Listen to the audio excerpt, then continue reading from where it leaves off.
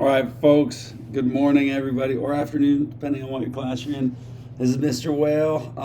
Just checking in from Las Vegas, baby. The conference is going well. Check out this view from this room. Look at that. Look at that. They set us up nice. That thing is actually crazy. The Sphere. If you know about it, cool. If you haven't, Google it. It's awesome. I'll show y'all some pics when I get back. But anyway, so wanted to talk about this lesson today. All right, lesson 4.14.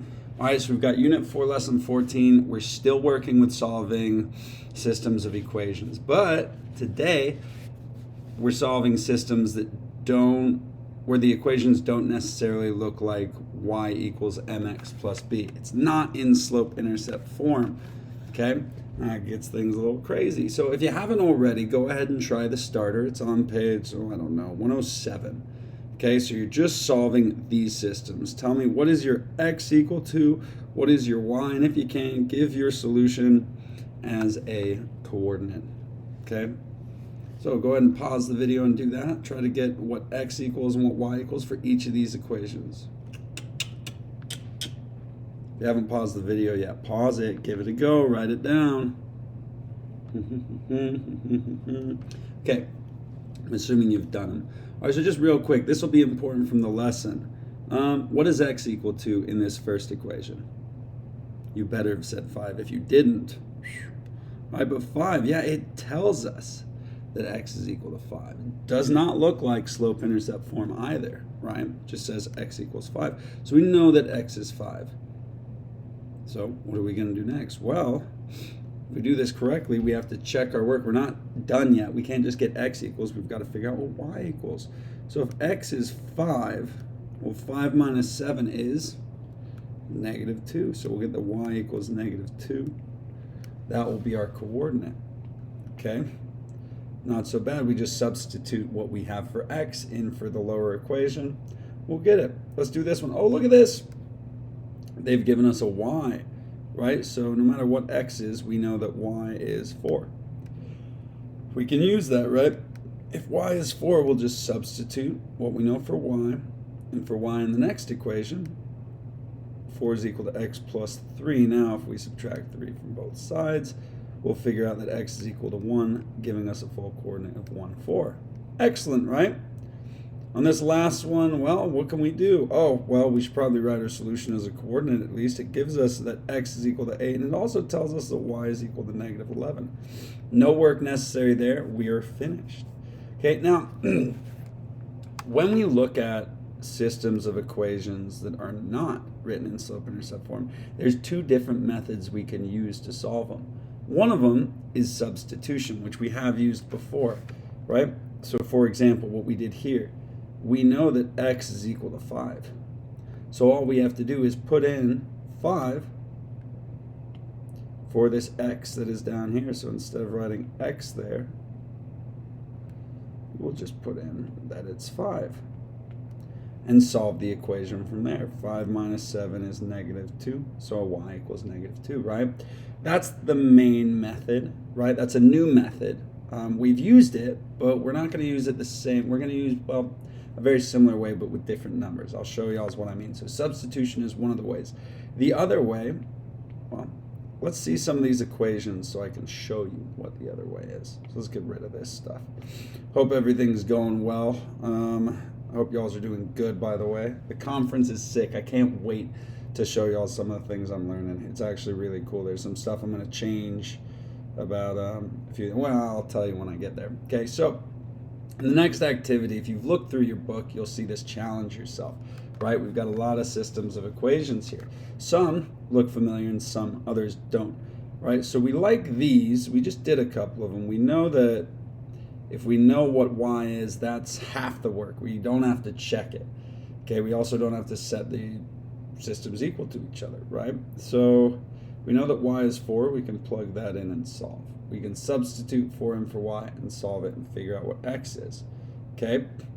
So even though this isn't in slope-intercept form, I feel like you all can solve this system. Like I said, half the work is done. We know what y is equal to and get what x is. So some of these ones that look gnarly, take a minute and look at these and figure out which ones you think are really gnarly. I've already highlighted some that I think are gnarly, but I want to see what y'all's think. Okay. Now pause the video. Okay, I'm assuming you've paused it. Let's take a look at these. Okay. So we've got kind of three different equations in here. We've got systems. We've got some that give us one of the answers, right? Like these two. Okay, ooh, this one does the same thing. It gives us one of the answers, so we can just substitute that. There are these equations, which we also know how to solve. We've been solving these, right? In this case, we would set the stuff equal to the other stuff, right? Negative 3x minus 5 is equal to 4x plus 30. We would solve that equation for x, and then we would plug whatever we got in for x back into one of these two equations, right, in for x, to figure out what y equals. And then we would get what y equals, and that would be, well, and then we'd write those two things down as a coordinate pair, right? Oh, you can't see that. Okay, so those we have solved. We have worked with those. Okay, we have a way to solve those. We wrote the steps down. Okay, these ones, there's something different going on here.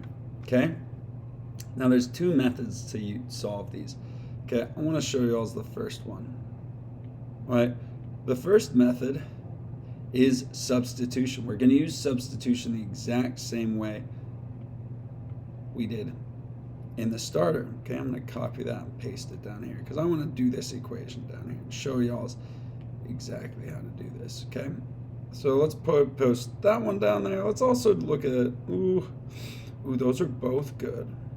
Let's do this one. I like this one. I'm just kidding. I don't like it. It's scary initially, but we'll persevere. We'll figure it out. We got this. So I'm going to solve this one using substitution, just to show you how you can apply that to these more complicated equations. So in a way, we know what x is, right? X is equal to 2y. Okay, we see that, right? This equation is not telling us what either variable is. Both variables are on the same side. Okay, neither one of these is in slope-intercept form. So we can't just set this stuff equal to the other stuff because it's not equal to the same thing. Now, if it was x equals 10 and x equals 2y, then we could set the stuff equal to the other stuff. But it's not just x equals, it's something rather complicated looking. Okay, so here's what we can do. We know that x is 2y. So we're going to substitute that in for x. Let me show you. Instead of writing 3x plus 4y equals 10, instead of writing x, well, I know x is equal to 2y. I'm going to take out those parentheses. Okay, so instead of 3 times x, we're going to do 3 times 2y, because that's what x is equal to. So whatever your variable is equal to, that's where you're going to substitute in for that variable. Now we can solve it. All right, well, we want to figure this guy out first. What's 3 times 2y? That'll be 6y plus 4y equals 10. We don't need to distribute here because there's no parentheses. We can, though, combine like terms, right? 6y plus 4y equals 10y. This is going to be so nice. And then our last step, we've got to divide by 10 on both sides. That'll give us y is equal to 1. Are we finished yet? No, absolutely not. We've got to substitute again. We know that y is equal to 1, so we go back here. I personally would substitute into this lower equation. So x, we know that y is equal to 1. So what's 2 times 1? That is 2. So we know that x is equal to 2. And then we can write our answer down as a coordinate pair, right? Being x is 2, y is 1. And that is our solution.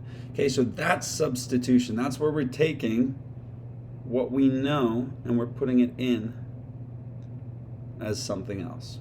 Okay, now we don't exactly know what 2 times y is, but the idea here is that we can combine a y with another y. If we substitute that in there, we make it so that our equation goes from having 2 variables to just 1 variable, as you can see down here, and that we can solve for that variable. If there's 1 variable, we can solve for it. If there's 2 variables in an equation, it's a lot harder. All right, so there is another method if you don't like substitution.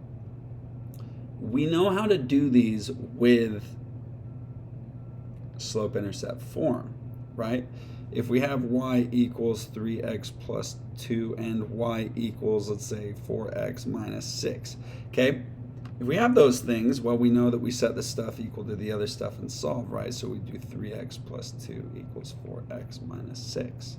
And then solve down, get what x is equal to, plug it back in here, and then figure out what y is equal to, right?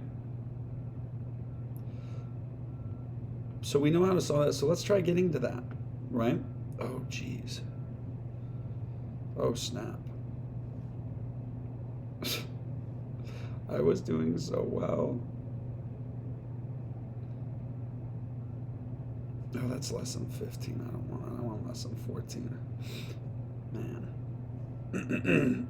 Anyway, so we had that equation. Let me get that equation back down there because I just deleted it. Okay, so as I said before I mess everything up, okay, we're going to try writing one of these equations in slope-intercept form. This equation's already in slope-intercept form. Y is isolated. Let's try doing that with this one, all right? So if I wanted y on its own to be equal to a bunch of stuff, well, I've got to get rid of this 2x, right? So I could subtract 2x from both sides. Again, using inverse operations, this is a positive 2x, so I want to subtract it. That will give me the equation y equals 47 minus 2x. Or you'd also write it as negative 2x plus 47. That's in slope-intercept form. All right, I'm going to do the other. I'm going to write it the other way, though. That's how my brain works. Okay, y equals 47 minus 2x. Okay, that is the same as this equation. It's still balanced because we took 2x away from both sides. We took 2x away from both sides because we want everything over here. We want our equation to be y equals some stuff. So let's do that. Okay, we've just rewritten this equation, so this one we can kind of get rid of. Okay, not get rid of it, it's still there, but I'm just going to replace it with this one just for ease of explanations. All right, so we've now got these two equations. Ugh. All right, now we can solve it exactly like we solve our other systems of equations we've been looking at. So for example, we've got this stuff, we've got the other stuff, and now we're just solving it like we usually do. Set the stuff equal to the other stuff, 47 minus 2x, and then solve, right? So we've got our box method we can do. This might look different from the box method you do, that's okay. This is just another way to draw these. All right, I'm going to put the variables in on this side. We've got 3x, and then we're bringing 2x over. It's a minus 2x, and we're bringing it over, so it'll change to positive 2x. For our constants, we're bringing 2 over, so that's going to be negative 2 and 47. All right, now 3x plus 2x is, hello, 5x. And negative 2 plus 47 is 45. Now we just have to divide both sides by the number in front of the variable, which is 5, and we get that x is equal to, I've been looking down a lot on this iPad, holy cow, x is equal to 9. All right, ta-da. Are we finished? No, not yet. Now I have to plug it into either one of these equations. We could even plug it back into the original equation that was there, all right? I'm going to plug it into the top one because I don't want to rearrange things. I want to know exactly what y equals. So y equals 3 times x plus 2. Write that over here. You can't see it. And what was our x? Our x was 9. So let's do y equals 3 times 9 plus 2. What is 3 times 9? If you said 27, awesome, good work. So y equals 27 plus 2, which will get us y equals 29, which there you go. Your solution is x equals 9 and y equals 29, which we can rewrite as a coordinate pair, which we should always do as 9, 29, okay? There's your answer. Now those are 2 methods of doing this, okay? So we've got the method where we can substitute what we know, all right? So if we know that x equals a number, we can substitute that number back in for x. That's substitution. Simple way to do it. Not all equations are set up for it, but some are. Okay. Here we could also do substitution, but here we chose to rewrite this equation in slope-intercept form so that we could use the other method of solving systems, the one we usually use. All right, substitution, just so you know, I want to finish this video like ASAP, so I'm just going to tell you all this. I won't show you how to solve it. Dang it. I didn't want it to go away. Just want to erase some stuff. All right, you could substitute on this one, on this equation as well. All right, let me show you real quick how to do that. So, you know how it says that y is equal to this? We could substitute that entire thing into y. For example, instead of this equation, we'd write 2x plus 3x plus 2 in parentheses equals 47. Now, there's nothing to distribute, so if we distribute 1, that'll be fine. You can combine like terms, and then you can solve that. Okay, and you will get the same answer. All right, so those are 2 methods to solve these. I want y'all to complete the assignment. It's on Canvas, and then I want you to complete the practice problems, okay? So good luck today, folks. I will see you again on Thursday, what's today? Today's that day. All right, sick. Well, I'll see y'all soon. All right, this is Mr. Whale signing off, all right? Take it easy, folks. We'll see you Thursday.